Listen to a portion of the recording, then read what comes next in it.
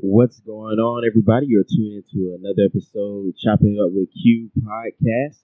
Um, this is your boy Q on with my girl V. We would have had another episode out, but apparently, kids are little demons, and my um, youngest daughter killed my last PC, so that episode is somewhere. But we're gonna come to you again today. It's been a while. Yeah, it's been a while, and I think with Corona and then everything else that's been going on, it's just been a lot. Yeah, 2020 has been.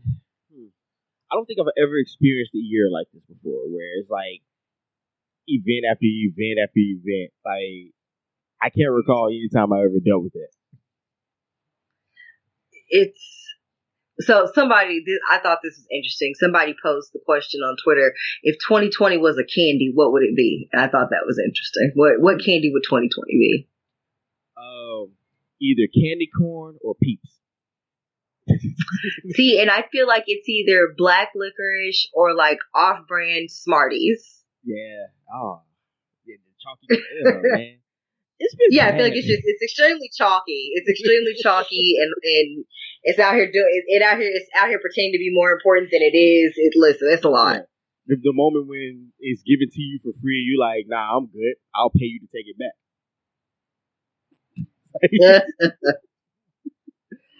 But you know what? I think I'm hoping this is me. I'm gonna give some good stuff here. I think with all everything that's going on, I think there's potential. Like we can learn a lot from this year about ourselves, our state, our community, and I think we can move forward, get some positives out of this. What do you think? I think it's a half a year left, and so we could probably, come out the other side of this. But my concern is just that we got to get it together, man. There's a lot going on, and I just, if we don't see what we're trying to get to, which we'll get into, if there's no real reform in some of the things that are going on, this 2020 is just gonna be a wash. Hey, I guarantee this is gonna be in the history books, though. Like it is. Oh man, but okay, we'll start in slow. What's been up with you though? I haven't got to speak to you for a while. What's been popping? Nothing. Back in the office at work, which is interesting because there's not really a lot of people there, and we're still kind of doing limited business because a lot of the bigger companies can afford to be closed and not really do any work. And because we kind of are in the business of renting supplies to people that do oil drilling and stuff, we need them to work. So that's been interesting, trying to kind of balance and making sure that we're still getting jobs and trying to be competitive with that. So, yeah, it's been a little tight, but we're digging ourselves out of the hole. So that's been good. Other than that, it's just been kind of working home. I still, Corona is still going on. They've already said that, they are already starting to see that Memorial Day spike that we talked about on our lost episode. I know. So yeah, like it's just, like you want to do things, you feel like you want to get out of the house. I understand we're halfway through a year and everyone's just like, fuck it, I'm just going to go out. But the truth of the matter is you can still get that shit and it's bad. Like there are people that, and they're like, oh, you'll survive it. But there are people, people are surviving it and coming out the other end with like health, with health conditions that they'll have for the rest of their lives. Like it's not the people are like, oh, it's just like the flu. It's not the flu. You're not getting the flu, getting over it, and coming out the other end of it just fine, perfectly healthy. These people's lungs are at 20% capacity. It looks like they've been smoking, 2 packs a day for 20 years after they've had it. It's bad. So, I mean, God forbid I ever get it, but people are just like, it's fine. It's not herd immunity. It's not chicken pox. Like, it's not that.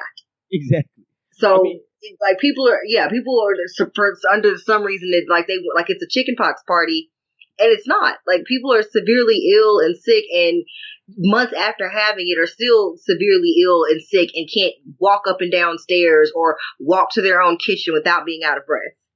I won't lie though. I have been enjoying the conspiracy theories around all this stuff because I remember it went from what 5G to black folks couldn't get it, and then oops, nope, that changes.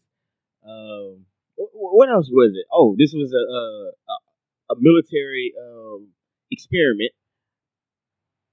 Yeah, it was a lot of different things, and it's just funny. Like we've talked about conspiracy theories before, and how when people don't really have all the answers, so you kind of have to just place whatever you want or whatever sounds right into the blank, even if it's somewhat silly or ridiculous. But yeah, it's been fun. We just kind of been chilling, man. I haven't been going nowhere either. Like I feel like my immune system is legitimate, but I'm not for the chance it either because I don't want to bring it back to anybody here, especially with a young one in the house. But I actually been kind of enjoying this time because they still got us working from home. And so I actually got to, spend time with the little one, catch up with these last four months. Most time I ever got to spend it more with my family. So I was like, okay, that's a positive. But that's pretty much it for the most part, though. That's like the only positive out of it. But I do feel like we work more from home than we do in the office. But I don't know. I don't know if that's when you were working from home. Do you feel like you had to be available like all the time? If you got like emails late at night? Yeah, and I think there's just kind of a lack of boundaries there, but I think it's partially because they feel like if you're working at home, you're not sitting at your desk, they feel like you're wandering off, you're doing other things, you're doing your laundry, you're out on your balcony, you're watching TV, blah, blah, blah, blah, blah, because you're not doing what you would normally be doing in the office. So they feel like because you're sitting at your house, you should just have ready availability whenever they call or text or whatever. And to that, I say, self-care is important. If you are salary, obviously, maybe your job, if you were doing that when you were when you were still going to work, you were still answering the phone when you were at home or whatever. But for the rest of us, once I leave work, I had to have a talk with my boss and be like, hey, once I clock out, like you can email me all you want to, but I'm not emailing you back at 9 o'clock at night. Like you need to assume that I'm asleep. Like you need to assume that I'm not available. Hey, damn that salary. I'm salary and I'm still not answering. Once I walk out the door, don't call me. I'll get to it tomorrow. I'm sorry. I mean, and I feel like that's fair. Like I just don't. I just don't know why. Don't call me. Like, what time I leave. And just because I'm at home doesn't mean that now gives me the availability to answer at 10 o'clock at night. I'm not going to do it. Yeah, you know how they be like, oh, man, you ain't doing that anyway. Can you answer? Nah, dog. I'm chilling. But yeah, man, it's also, this is another thing. So, like I said, we've been going to the office sparingly. And I'll go ahead and just roll right to it. We had multiple incidents. This is also how, like, this 2020, I think, has been, I want to say that was 2014, 2016, somewhere around there, when we had a string of incidents involving law enforcement occur. And I just remember, like, this year was what Breonna Taylor, was it Ahmaud Arbery, and then now George Floyd. And I remember I went to work, and I don't know if you felt this way, but it was like one of those moments where I went to work and I was like, I hope nobody come and ask me my opinion about this because they're not gonna really want to hear what I have to say about it. But I know how some people, they'll act like they have an inquisitive mind, but they're really not really being antagonistic, but they're kind of poking you to see how far it will go. And yeah, man, it was weird. Like I went back and I just kind of avoided everyone. I didn't even really want to talk, and that's weird. I'm always a talkative person, and I guess we'll start off with that. Like, what's been your thoughts around everything been going on as of late? Well, like I told you last night when we spoke off of the podcast, I work in an environment where I am the only black person. There are no other black people that work there. My only other black coworker got let go not that long after I started working there, maybe 6 months after I started working at this job. So which is her own fault. So I mean, that's not that's neither here nor there. But they weren't like, oh, we got one nigger, we can't have two. She was fucking it up one at a time. So yeah, so it wasn't that. She just really it was genuinely time for them to cut ties with her. So I won't call it that, but there's no other black people there. And then we obviously have had extensive layoffs, and so there were some black people, not necessarily on the office administrative accounting side of things, but there were other black people in the building. And now that is not the case. Like, I am the sole black person working there. So, it's been nice to see where a lot of these companies have kind of reached out, which obviously something they should have done ages ago. Well, I'm sure they were just letting HR and their white employees just say and do whatever the fuck, but that, neither here nor there. So I think it's cool that they're reaching out to their employees and asking them what can be done better. What do you think we need to change? We're here to support you. How can we fix this environment so that you feel comfortable? There's none of that going on in my job. It's just me. So it's not like they have a large base of people to ask, but no one's asked me anything. So shout out to my one coworker that asked me how I was dealing with everything. We do not talk a lot, but it was very kind of him to go out of his way to just kind of check on me and see how I was dealing with everything, and I'm greatly appreciative. So now I'm going to bake him a cobbler because that was very kind of him. And we had a very extensive conversation about things. So he's good people. I mean, I'm not an invite people to the cookout ass person, but I could bring him a plate back to the office from the cookout. He can't come, but you can share some photos. That'd be about it. I could share some photos and bring him some ribs back. There you go.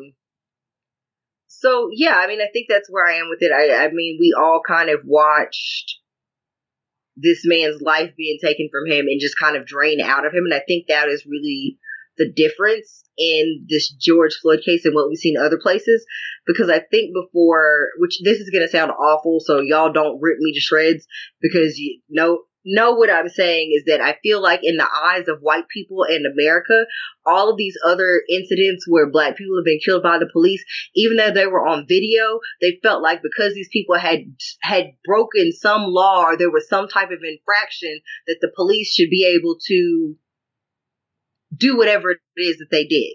Regardless of the infraction, regardless of what happened, it puts that kernel in their minds of, well, they did X, Y, Z, so he just reacted, or it's a misunderstanding. So people are able to justify things in a way that you are not able to when you can say definitively, this person wasn't resisting, this person didn't try to run, this person wasn't doing anything, this person actually didn't commit any crime for which they were actually in handcuffs. And as far as we know, he basically voluntarily surrendered. Right. So when you see all of those things and then you watch that man cry, lay there and cry out for his mother, I think that did something to America. They realized not only does America have a race problem that white America does not want to confront, but we have an issue with rampant police brutality, but also just misuse of police funds. We have a big issue with the way police departments are ran, the culture of police departments, and policing of communities that police officers don't live in. And I think that's something they've been able to largely ignore because everyone and like I tell people, regardless of your color, if you have been stopped by the police, whether it's a speeding ticket, whatever, generally a vast majority of people have I had an encounter with a dick cop story. Of course. It's just for white people, they get to take their ticket and go home and they just have I have an encounter with a dick cop story. I've seen some where the rest of us have to be concerned about whether or not we're going to jail or going to be shot. Yeah. And there's difference. They come away with a cute story. We may come away losing our lives. Yeah, I've seen situations where, I hate to just put it like this, but I've seen situations where white people are ultra combative with cops and they walk away. Absolutely. Yeah, they to the point that it's unbelievable. And I think Dave Chappelle, some of his older stand-ups, I don't remember which one it was. Was it For What It's Worth? I do not remember, but he had two because I don't want to know. I can't remember. Okay, yeah, Killing Him Softly, where he is having remember him and the white guy are out and he's like smoking weed and talking to the officer real crazy and shit. And he's just like, you can talk to him like that? And I think, everyone in the room laughed, and it's because they know that as Black people, that's not something that we can get away with. They know we can't yell at the police and call them fuckers and walk around weed on the street and whatever and expect to still walk out of that and be okay. And then he also had the bit where, look at this nigger, he broke into this house and put pictures of his family up on the wall. Yeah, he was like, we like to call the police too. He was like, but I'm not calling. He was like, my house is too nice. He was like, it's not a nice house. It's just too nice for me. And so, and I mean, but that's real though, because like even you look at the situation of where was it? I want to say there's many situations where you think about Breonna Taylor. I believe that was her. No, I'm lying. I'm trying to remember the girl in Fort Worth because I forgot about that one too, where someone called. I don't even know why the cops were there, and a Tatiana Jefferson. Yeah, there we go. And so I still don't remember what it was. I don't remember if it was a safety check or whatever, but it was a safety and wellness check because her and I think her nephew were in the house and the front door was open. Yeah. And so the neighbor called because it was like 3 a.m. or it was a weird hour of the morning and the door was open. Yeah. So he called for them to do a wellness check and they shot that poor woman. Yeah, because the cop is walking around the house like he's about to rob her. And so, of course, most people got their own side on me. If someone tries to run up on me, I have something to protect myself. And they used that to justify what him killing her was like, oh, well, he saw that she had a gun. It's like, it's her house. She didn't even know who he was. Didn't even acknowledge that he was a cop. None of that stuff. But that is the thing. They feel like your Second Amendment right only applies to white people. Like you can't be a law-abiding Black citizen that has guns because then if you pull your guns out because you're protecting yourself, that gives the police license to then shoot 50 bullets into you. Yeah, I mean, Philando Castile. Anybody remember? Yeah, I mean that person, and that's the part that's crazy. And I will say this: I think it's interesting that, like I said, I feel like this one is different.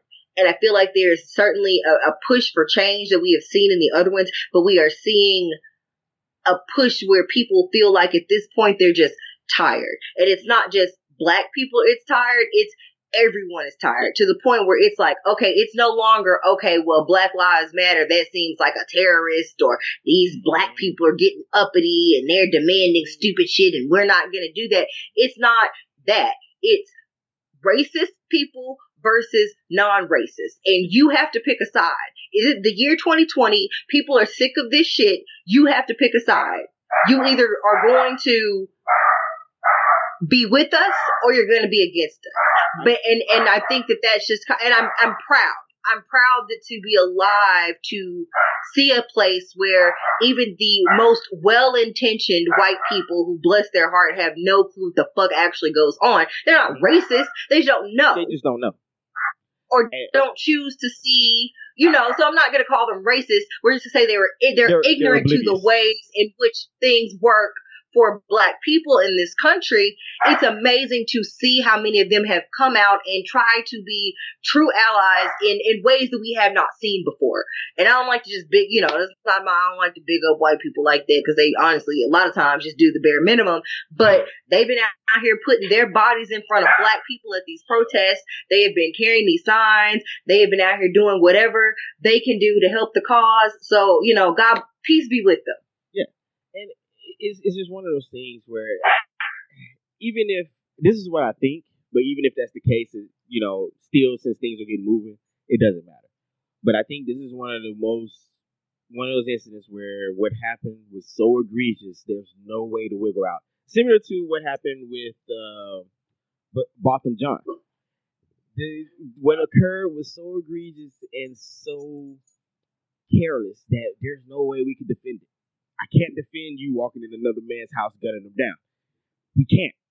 There's no way to get around that. No, right, and I think that's the thing. Like, there's not a situation in which you can twist it in your mind to where this man ends up dead with somebody's knee on his neck. Yeah, like, there's not a way to make that, to rationalize that. No. And so I think that's where we see the difference. I mean, they have tried, but you see, but for most people, because they're just like, wow, that's terrible. Yeah, because I'm gonna go ahead and warn people on this. There was this one chick, and I can't stand her. And I remember one time a guy I worked with actually tried to share one of her videos with me, and I listened to, like, this is the first time I ever got introduced to a chick named Candace Parker. Not Candace Parker, Candace Owens. And for people who aren't familiar with her, she is basically a political hack, a political grifter. She is the black face to help certain white people feel comfortable with what they already think. And so she decided to get on our Lord's internet and try to say that, well, we shouldn't prop up George Floyd because he was a criminal, even though the man served his time and actually moved to the area he did to try to change his life, get a new start. But that don't matter. They gonna bring up that fact that you stole a cookie back in the 12th grade for some reason. You were 2, and we realized you took an extra milk. And you have people who did. They try to do that with Ahmaud Arbery too. Try to say, oh, well, he broke into a house. But it's like, nah, most people go into new builds and take a look at them. Oh, we went into one today. It's bought by somebody, but we got permission to go into it. People do that all the time just to get the layout. What does it look like? And so that's technically not a crime. But we try to spin it in a way where, and then here's another thing. Just because somebody did a crime, not every crime should lead to death. And I think that's really the biggest part of it, because people, especially white people, because they have not had the types of interactions with law enforcement that people of color and black people have had, that they say, oh, well, the justice system works and you have to let the justice system sort this out and, it's fine and you just got to let it work out. Well, all that stuff about trusting justice system, trusting the police, blah, blah, blah, blah, blah. We don't have that experience. So for us, that does not seem plausible. So you can't tell a person that they should trust the process and the justice and judicial system if they can't even get to be a part of it because the officer decides to be judge, jury, and executioner before they ever even get put in custody. And I mean, when you look at the way the situation is set up, one, is nearly impossible to sue an officer. Like, it's almost impossible. Number 2, the DA has to be the person who brings up charges, and they work together. The DA works hand in hand with the police of their city to be able to help put people away, because sometimes they have to rely on police evidence and police testimonies. And are you going to put your coworker in jail? Granted, they should, but they're not going to do that. And then it looks bad onto the city, because now you're looking at, dang, we had to put a city cop in prison for murder. That doesn't look good. That's bad PR. And so most of the time, they'll indict them, but no charges are brought onto them. Or they'll go to court and then, due to whatever evidence, because, you only have one person testifying and maybe some witnesses. Other than that, there's not enough to convict them to prove that they had the intent to harm someone, or that what they did was not reasonable. And then, police officers get that qualified immunity. Mm-hmm. So for those of you who aren't aware, essentially what happens with officers is that because they are peace officers / officers of the law, they have something that's called qualified immunity. Basically saying that if they come to court to testify, or they said that it was a threat, or basically whatever the police say happened in the line of duty or in a stop or whatever happened, if they say that it happened a specific way, then the courts tend to lean on what they have said, and they say that essentially holds weight. Mm-hmm. Basically, if a cop says XYZ happened, then XYZ happened. They're officer of the law. They wouldn't lie. Yes. And so what also happens with that, and even if there is evidence that maybe they have misconstrued the story or lied, then you as a civilian don't really have any recourse, because when you sue, you are suing the city essentially, and these payments are made with taxpayer money. Mm-hmm. The police department is technically not paying these settlements. No. The cop that did whatever is not paying these settlements. This is coming from taxpayer money. So, and then additionally, a lot of times what happens is when they sue them or something happens, you are not allowed to know the officer that did the crime or committed whatever or shot whomever if you call the police department or whatever, or you didn't get that person's badge number. If you file a suit or charges or whatever, that person doesn't have to lose their job, can just be put on desk duty while things are investigated, but you do not have rights as a citizen to technically know their name or know anything about them or anything like that. So you are not suing this person who did something to you or assaulted you or mistreated you. You have to sue the city. The city pays them, and that person is scot-free to do whatever they want to. Yep. And the cycle continues because there's nothing to learn from that. All that officer learned, and this is just with people in general. If there's no consequences, you're not going to really learn to be more cautious, to do better, or anything like that. You're just like, oh, well, I kind of got to get out of jail free card. I'm good. I just can't do nothing too negligent, otherwise they can't defend that. But overall, we should be good. And then you talk about the unions. Like, actually, I'm gonna recommend an episode. Like, I don't know if you for folks who have Netflix and all that, check out Hassan Minaj's Patriot Act. He actually did an episode on policing in America.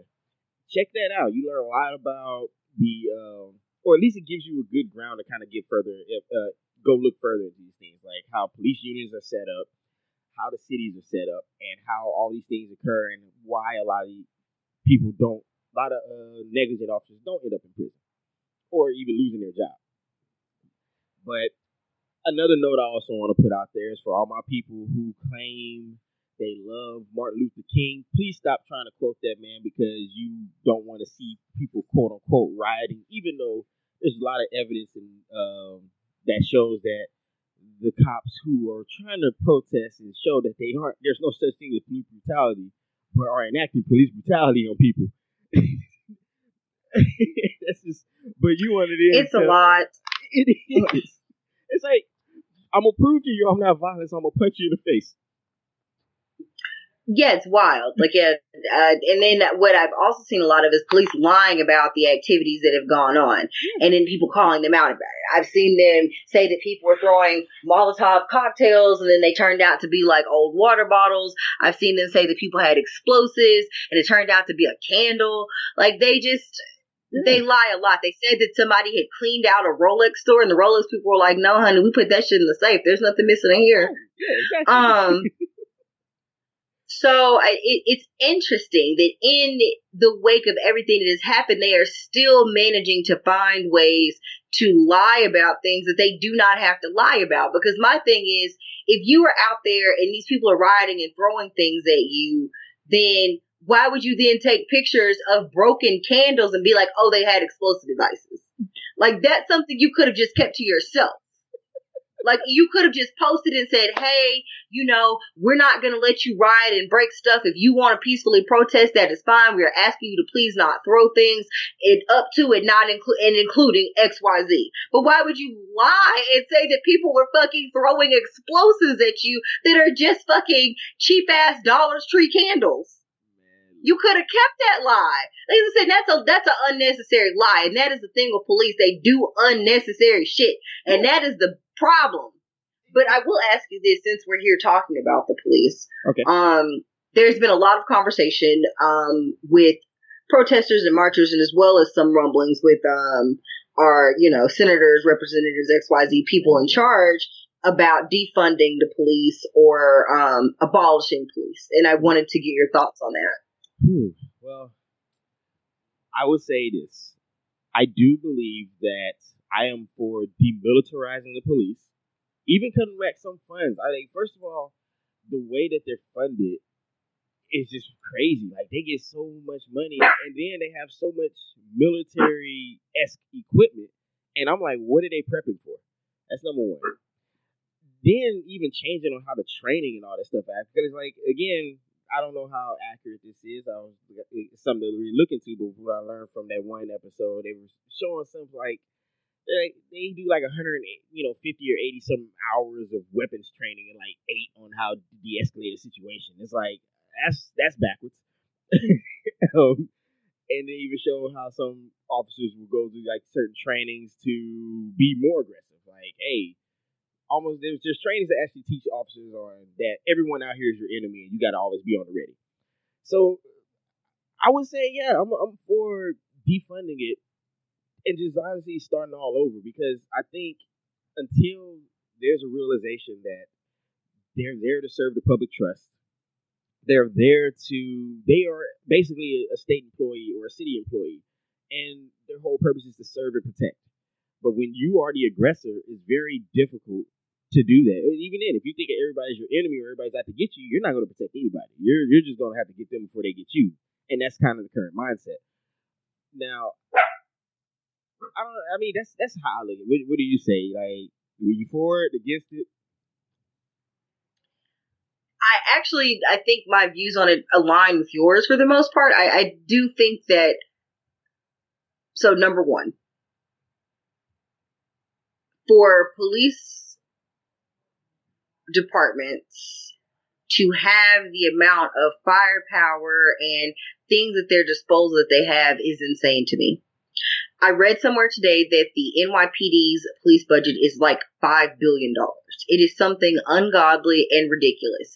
They have billions of dollars in policing, and I feel like for most of these people, they do not spend their day tracking down dangerous criminals. They may have 2 or 3 calls where people are dangerous, and the rest where it's like disputes or some other old bullshit. And so to arm these people to the teeth with tanks and machine guns, like nothing about that makes any sense. And then I will also say that I think it is interesting because there's some semantics at play here, because you hear some people say abolish, meaning get rid of completely entirely. Yeah. And then you hear defund, and people, for whatever reason, hear the defund part and think that people are saying the police shouldn't have any money. So there are two factions there, right? There are some people that feel like, fuck it, let all of it go. There should be no police whatsoever.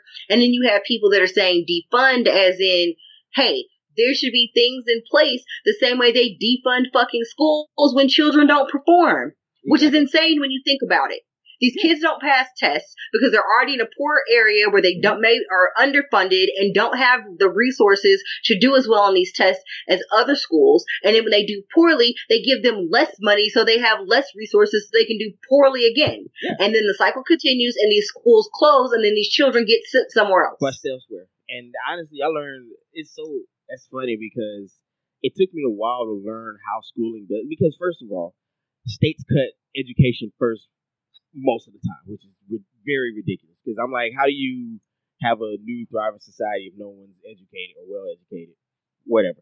But we'll give billions of dollars to policing.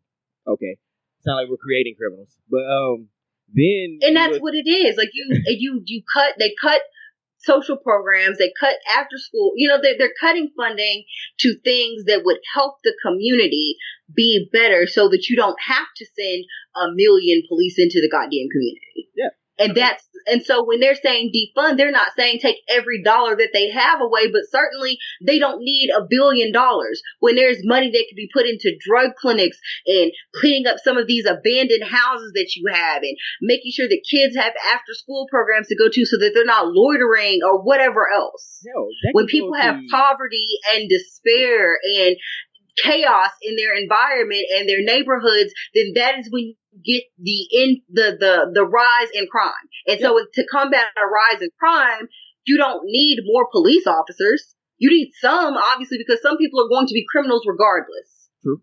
But why not put money into funding some of these things so that we can stop that cycle and not create more criminals? That's all great questions. And it's just funny. We get I'm go back to a point earlier where we talk about you take where we live, Frisco, Texas, and then you take South Dallas. Mm-hmm. A lot of those schools are funded from the housing taxes of the area. If you take an area where a large majority of people, this is also where wealth comes in. Large majority of people own homes. Those taxes they pay not only funnels to the community around them, but funnels into the schools. This is why, if class sizes get too large, hey, let's just build a new school. Which is why Frisco has almost more schools than any other district. Then you take a place like South Dallas, where most of the community is rental property, which means the money's going to someone else. And so, therefore, that money that's supposed to be paid in those taxes is not going to that community.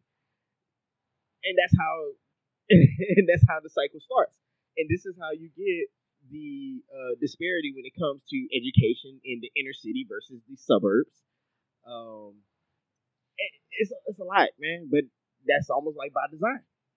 So it's systemic and it's systematic, and I think that's the thing. Like again, like I said, we want you to demilitarize the police. We want to cut some of the funding and put it other places, and we just want the police to quit being a-holes. But there's a culture around policing that involves, which I mean, again, we always have that conversation, right? You get these dick cops, but it's like, well, why are you an asshole? Because you can be, because you have a badge to hide behind. Yeah, and I laugh at that because I watched a lot of those videos where they were just like shoving people over, cursing them out. And I'm like, none of them will ever be that brave if we were just in the streets. If we were in our streets and they ain't have you, they won't speak to you like that because they'll get their head knocked off. But when you have that little shield, you feel protected. And I think that's another, like, I'm also like this. I'll just play out my plan. One, cops should be in rotation. I don't think you should put a cop in the worst neighborhood ever and he stays there forever, because it does create a bias. It does create disdain after a while. It does create a person with a lower fuse who's just ready to go off at any point because they're used to the people there. They're all scum. You see it in these like old school police movies. They got that personality from somewhere. Okay. I'm also one of those ones where it's like, look, we're gonna have to have strike rules. I'm a 2-strike person. Look, if you kill anybody in the line of duty and it's not justified, you're going automatically and you will be brought up on charges. I think that should be automatic. No more protections about this bias or benefit of the doubt. No, we're going to investigate, and if it's proven that this was unjustified, there's a minimum 10 years, no parole. And the reason I say no parole is because you are the professional in this case. You should have a higher level of tolerance when and where you're going. You understand the scope of the job because you applied for it. And if this is too much for you, walk away. But this is what we're requiring. Go ahead. No, I was gonna say, and I completely agree. And I think that everybody needs, they got all these billions of dollars, but miraculously nobody has body cams at work. No. Oh, that's another thing. So everybody should have body cams, and they should be on at all times. If you are doing anything with people that besides the motherfucker that's riding in the car with you, that's your partner, body cams need to be on. And if you're caught and they're not on, you are fired, because that's a part of your job. You're fired. Unless you can prove that bitch malfunctioned, you're fired. You're gone. Goodbye. Exactly. And there needs to be a database showing of how many times you have complaints, or if there's any pending charges, or how much money the city has had to pay in settlements because you're out here elbowing people in their goddamn face during traffic stops. Yes. I think that should be public record. Anytime any charges or any complaints are brought up on a police officer or any public servant, they should be able to go and look and see who it is. Not saying that people should be aggressors towards them, but they're going to know there's going to be some shame attached to this. People are going to know that you messed up. That's just how it's going to go. Body cams 24/7. It can never be cut off. And I'm even up for having a live feed where people can even log in and just say, "Hey, man, we're doing a citizen check." Another thing, and if not that, I feel like the body cam footage, it should be able to stream to their superiors or at the police station. But the body cam footage should also be uploaded to a cloud where basically the oversight or whoever the police should be able to view it. Yes. So you can't say, "Oh, we don't have this footage," or "Oh, this glitched and we don't know what happened." That's cool. It's on the cloud. We know what happened. We saw it. And this is going to be one of my last points. If you are working with someone and you see them getting overly aggressive, and you see them doing something that's all outside of protocol, and you do nothing, you're just as guilty.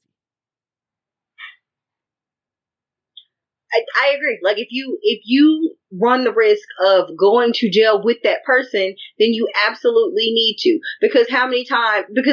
Because here's my thing. They say that police have qualified immunity because they're held to a higher standard because they are law enforcement, but it seems like they hold citizens to a higher standard. Because if you murder somebody, I might not have helped you murder them, I might not have been there, but if you call and tell me you murdered them and I don't call the police and tell them, hey, Quentin told me that he murdered 6 people last week, then they're going to be looking at me like, well, how come you didn't come to the police? And so now my ass is hemmed up. I may not go to jail, but they're certainly going to make my life miserable because I didn't come tell the police that you're a goddamn murderer. Yeah, or if you murder 6 people and you call me and say, hey, pick me up, and I drive you away not knowing you murdered 6 people, I could still be an accessory after the fact. Or, hey, girl, I just need you to throw this shit in your trash. I'm now an accessory without doing anything. But for some reason, if the cops are standing there watching the shit happen, they're not accessories. No.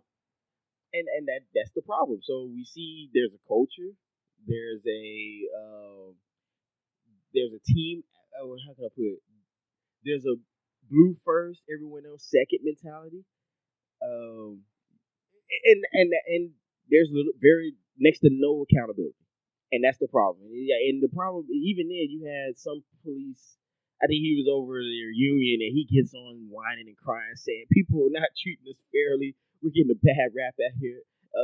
Even our lawmakers and politicians have abandoned us. It's like, man, shut up. You brought this on yourself.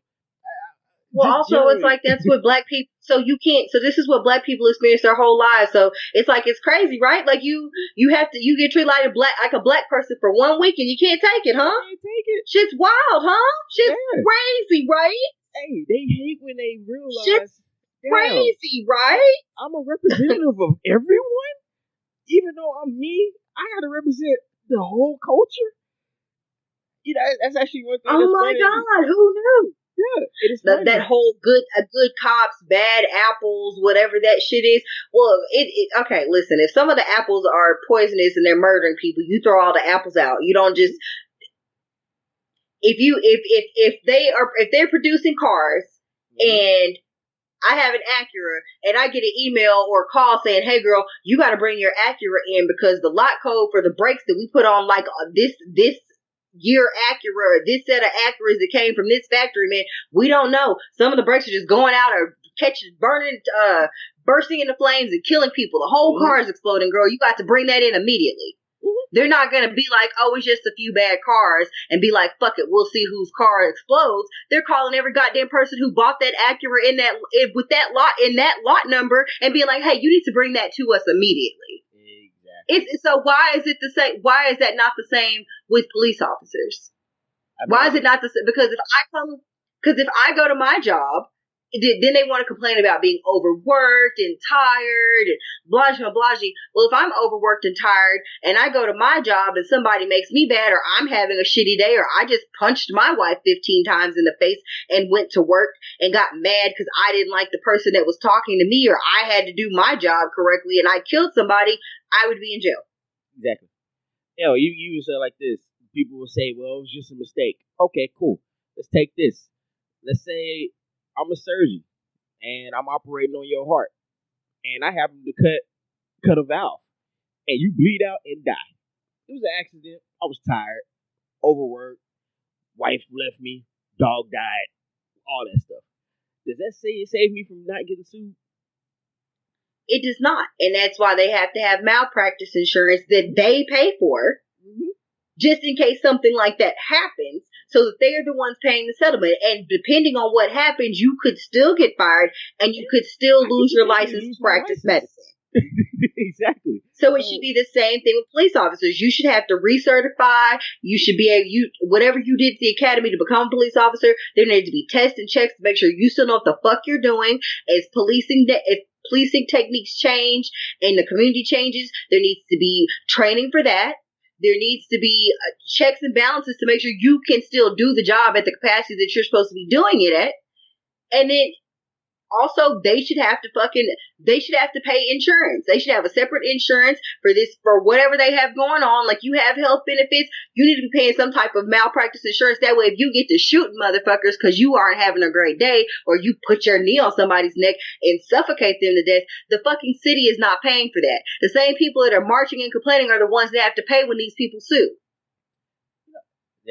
And here's another thing I'll add. So I'm just like, you don't want to get sued? Go the fuck to jail then. Like, I would take a manslaughter charge for some of y'all. Like, if it's truly a fucking accident, like you say it is, then okay, I could take a manslaughter case. But the problem is, a lot of this shit is not an accident. Y'all just be doing shit and it's reckless.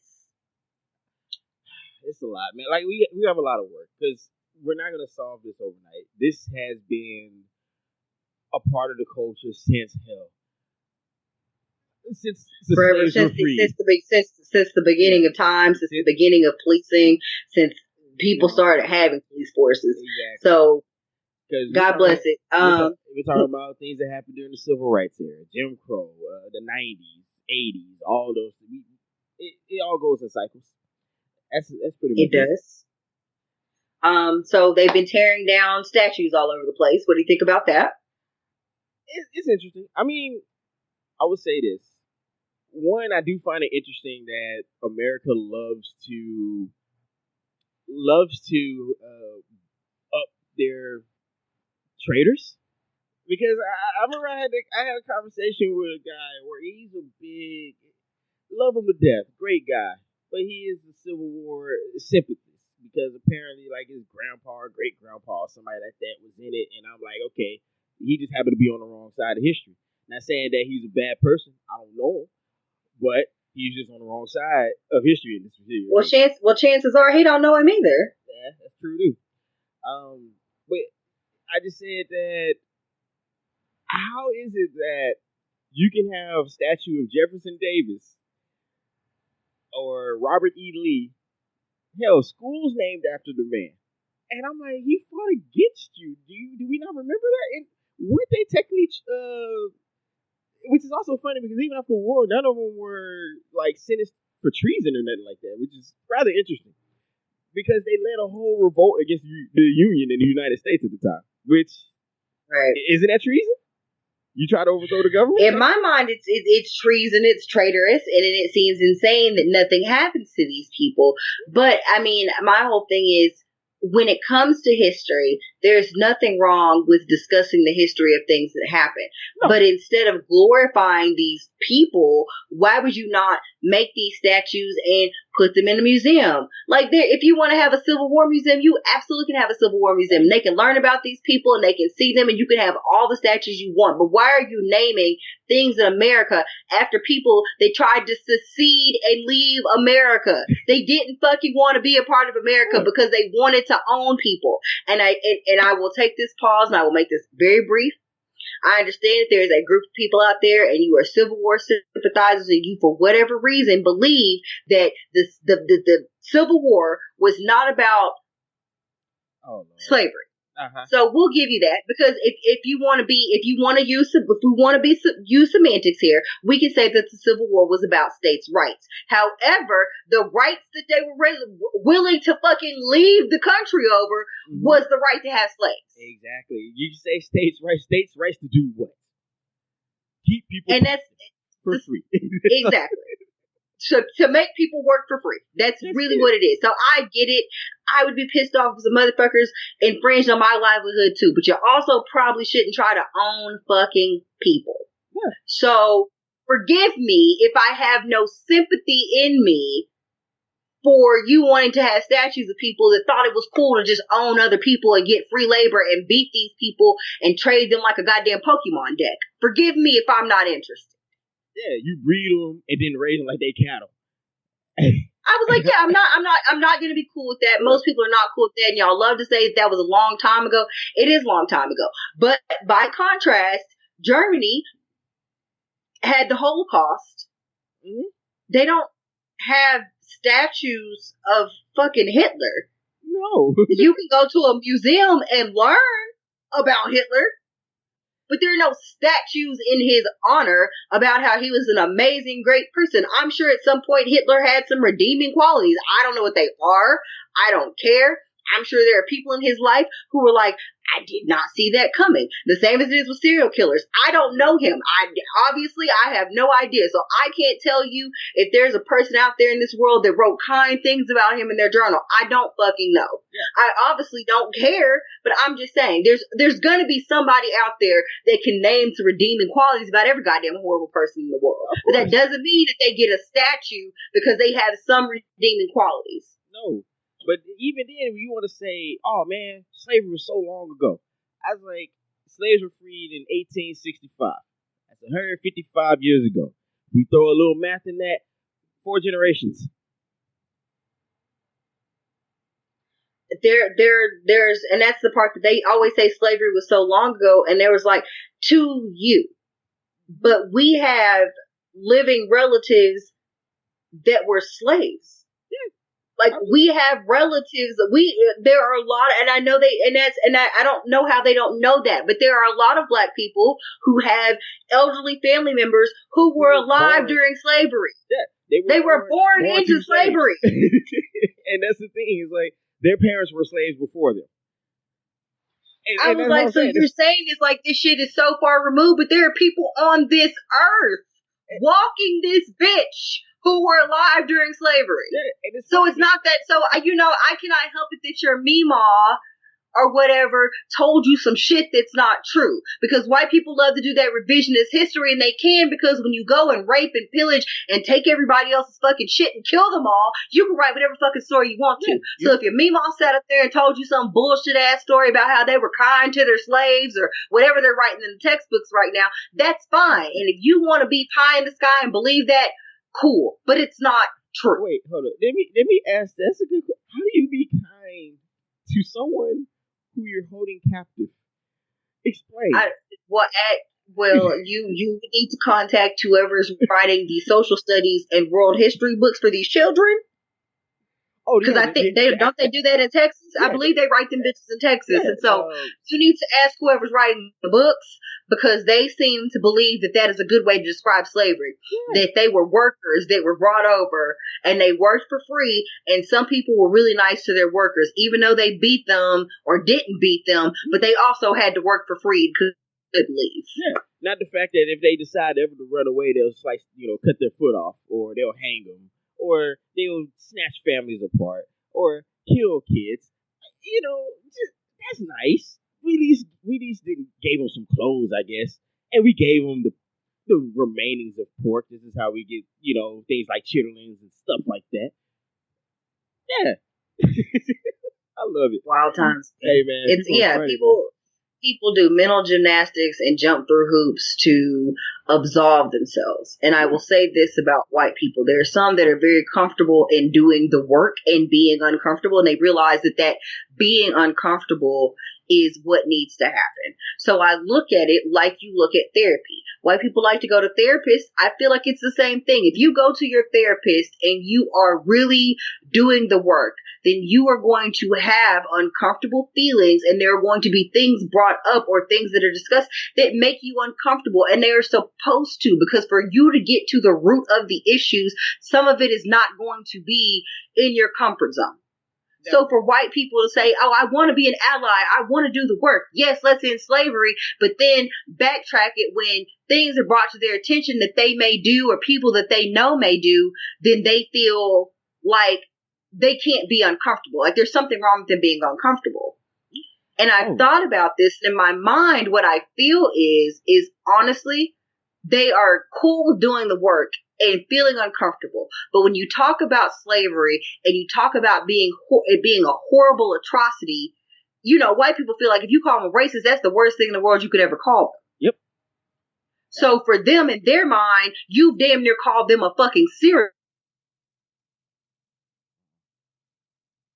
In their mind, they associate racism with being a horrible person, right? So then they're like, well, I'm not a horrible person, so I must not be racist, so I don't have to feel uncomfortable about what's going on. They're just overreacting. Yeah. And I think it is also this, what we kind of dove into. I actually spoke to my homeboy about this too. I'm going to get your thoughts. when you're talking about racism, people only look at it person to person. When you usually generally when you're talking about white people, they associate racism with them or an individual who is mean to someone of another race. They don't talk about Right. how the system perpetuates racism through multiple different avenues. Because And how they are benefiting from those avenues and the structural racism, even though they are not. They do not want to admit to being active well, I should say passive participants, but they don't look at it as any type of privilege that they have. So they don't feel like they're doing anything wrong, even though they're benefiting. Yeah. And I think the way to even talk about it is just bring up the topic of reparations. And they will beat you down to the ground on why that is not right. Nobody owned the slave and blah, blah, blah. And I remember I had a discussion with a guy and I said, okay, fine, let's move past slavery. What about Jim Crow? I was like, that wasn't too far away. I was like, that happened almost immediately afterwards. I said, hell, civil rights lasted from 1964 to 1968. My dad was born in 1968. Hell, you were a kid. And it was lawful to chase someone down the streets and kill them with impunity. No issues, no problems. The law not going to come against you, none of that. So it was legal to terrorize a specific group on American soil. You can just start there if you really want to go with it. I mean, then we can also start at the fact that they don't want to give black people reparations, but they put Japanese people in internment camps during World War II. They paid them. And they paid them. If I'm not mistaken, they paid Native Americans for the atrocities that they... Yeah. And they needed that because they basically killed them damn it to extinction. It's so bad that if you see Native American, you're like, oh shit, nigga, y'all still alive. That's what's up. Which, fair. But I'm just saying they paid these tribes, and then they also gave out money to Jewish people, even though we were not directly related or the cause of the Holocaust. Even Germany had to pay the Jewish people.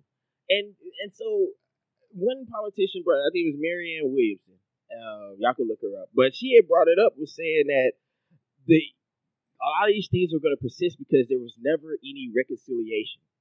All we did, we changed laws, but we didn't fix what was done.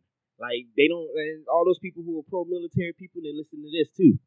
Post-World War II, when those black people who fought alongside you and were called nigger and had to be in their own platoons, this is where you get things like the Red Tails and all those other people. When they came home and they created the GI Bill for vets, many black former military people could not participate. It only went to their white counterparts. Same thing when you look at the FHA loans, which also were established around the same time.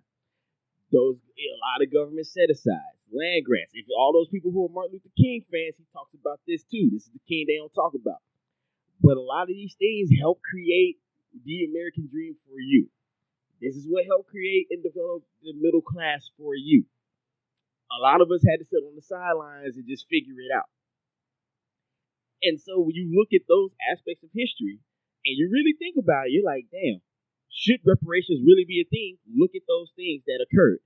And I know you may say you don't get that now, but I guarantee someone that you know, and even your family, potentially benefited from those. Even when you look at also colleges, a lot of us, that's why black college universities existed, because we weren't allowed to go to A&M. We had to go to PV. Couldn't go to Texas, had to go to TSU. So. Yeah, I mean, and I think people like to overlook that, and they like to ignore the things that are in front of them because, again, they directly benefit, but they think of it as, oh, racism is horrible. I would never do that. So by whatever I'm benefiting from can't be that bad because I'm not a bad person. And that's how I generalize it. And nobody is saying that you are a bad person for your ignorance. What we are saying is your inability to see it from somebody else's standpoint and to understand that we're not saying, hey, you can't also have home loans and GI Bills. We're just saying we would also like to have them. Yes. And I don't understand why there's a dichotomy there where they do not understand. We are not trying to take anything from you. We would like to also as well have them. Yes. That's it. Also, and as well. Like, we are not trying to take it from you. Like, we don't, like, and again, I will say this, and for the ones that are not oblivious, I think in their minds, and this may be just me speculating, but I feel like when you look at it, the way that white people have been able to get away with treating black people and people of color for so long, that they realize that if the shoe was on the other foot, would I want these people to be in control? Would they treat me like that? Mm-hmm. So some of it is ingrained fear, because it's like, would these people treat me in the way that white people have treated them? Like, if we did get GI Bills or whatever else, would we then start segregating ourselves and being like, fuck it, fuck those white people? Would we start killing them in the streets with impunity? Would we start hanging and lynching them? I mean, for me, I feel like the answer is no. But I think in their minds, there's that little sliver that's like, if we were horrible enough to treat these people that way for so long, who's to say that given the chance, they wouldn't return the favor? But that's also with a lot of people who know of something you've done wrong. I mean, just simplest terms. A person who has done someone wrong. You can say you stole from somebody, you cheated on them, you know, did something, whatever. The only thing in the back of your head is, dang, would they do that to me too? They got to be doing that to me too. They will do that to me. And so, and that's the thing. It's like, nah, man, I don't think that's what black folks want. They just want a fair shot. That's it. I just want to be able to chill, take care of my people. I don't want to have to think about my little kids who are 12, 9, and 4.5 months, and think about when they become grown-ups that the world's going to look at them as deviants, not as innocent. No, don't deserve the right to life or anything along those lines. Or the fact that if something wrong happens, they try to say, oh, well, they probably did something wrong anyway. Or they probably have a record, which had nothing to do with the situation, but that's just saddening when you think about it. But, oh, man. All right. Now tell us a joke so we get on a good note. I do not. I won't tell you a joke, but I'll tell you something that I found funny. So Virgil Abloh, is that his name? The guy that owns that Off-White company, or was a designer, I think, for some other places. Like, he's done capsules for like some other big name designers or whatever. Dude is married to a white woman. His whole family is white. But basically they were doing some fundraising, donating, and people were just kind of trying to match contributions. Well, Virgil, who was worth millions of dollars, was matching with some people, and they're like, what you got? And he donated $50. Like, they all donated 50, but that's because they're, regular motherfucking people. Yeah. And when they tagged him in the little chain or whatever, he also donated $50. And everybody was like, I am okay. That's interesting. I guess that's what he thought. He thought they just wanted the 50. That's it. He was like, oh, everybody else did it. I guess I'm going to go and jump in too. Yeah, no. So everybody got on his ass. And so now I love black people. I love my people. So now you got to keep the two Virgils. So now Virgil is $50 because earlier they did the PlayStation 5 little video. They showed some games and kind of what the system looks like. No price point yet for those of you wondering. But likely. Right, but we were discussing it on Twitter. We kept talking about, is it 12 Virgils or is it like 16 Virgils? So we were discussing the price of the PlayStation in terms of Virgils, and I thought that was hilarious. So I love black people because y'all will make a joke out of any goddamn thing. Hey man, we got to, man. You gotta stay on your toes, man. That's the only way. That's how you gotta stay happy. We can't make a joke about anything. That's the bad thing. It's a gift and a curse at the same time. Yep. Oh man. But no, man, it's a good conversation. See, the only thing I would want for people is what is it that you would like to see change? Even tell your stories. You can tell your stories of good officers. Tell your stories of an asshole officer. I got plenty, but or even is like, how would you envision changing our system as it is currently? So yeah, I'll just throw those questions out. You already know. Hit us up. V, go ahead, give your Twitter and all that stuff. Yeah. So if you want to follow me on Twitter, it is at VJ_Burton. On Instagram, it is also VJ_Burton. Snapchat is Nick B. I don't really use Snapchat that much, so I mean, I wouldn't really bother with that. I don't have a TikTok because they're racist. Oh shit, they are. Yeah, there's some racist over there. Uh-oh. Let's see, what else is there? I think that's it for me. If you would like to tweet the show, because we like to talk to you guys, you can tweet the show's Twitter. That is going to be at choppin, no G, it up _pod. So at choppin it up _pod. You can tweet us, tell us what you think of the show. You can let us know things you like, things you don't like, things you'd like us to talk about, things we talked about on the show that you think were cool or not cool. We love to hear from you. All your feedback is greatly, greatly appreciated. That's right. And of course, I'm about to start getting back on my Twitter game, man. There's a lot been rolling through my mind, so I'm gonna just start agitating people, I think, again. But you can hit me up at. Well, now it's prime time. You might as well. I know, huh? But I've been talking shit about B. Simone all day. Might as well. Oh my god. I'm gonna save that for next time. That's next week, definitely. But yeah, you can tweet me at @Q_D_great. You'll find me on there, and I will also post the episodes to that. So yeah. Other than that, man, we appreciate. I know this one wasn't as like the upbeat episode that you're used to, but I do feel like this was things that we needed to discuss. And really start bouncing ideas off each other and really starting to get more involved with how these things affect us and things that we and can how do. We can make changes. Exactly. Yeah, things we can do, even if it's on a small level, and it helps with our communities. And the hope is that even if it's something small, it bleeds out into other communities, and we can really, even though it has been a lot of death and tragedy, it is our sincerest hope here at Chopping Up with Q that we are able to take this tragedy and make it something greater and better. And maybe this is the time the country changes, because God, I hope so. But I really see a difference in the way we're organizing, the way we're moving. And so I sincerely hope that what I'm feeling in my heart comes to fruition. Yeah. But yeah, man. Other than that, I do appreciate y'all. Appreciate y'all staying patient with me.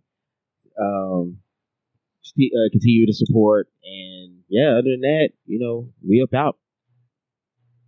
Laters.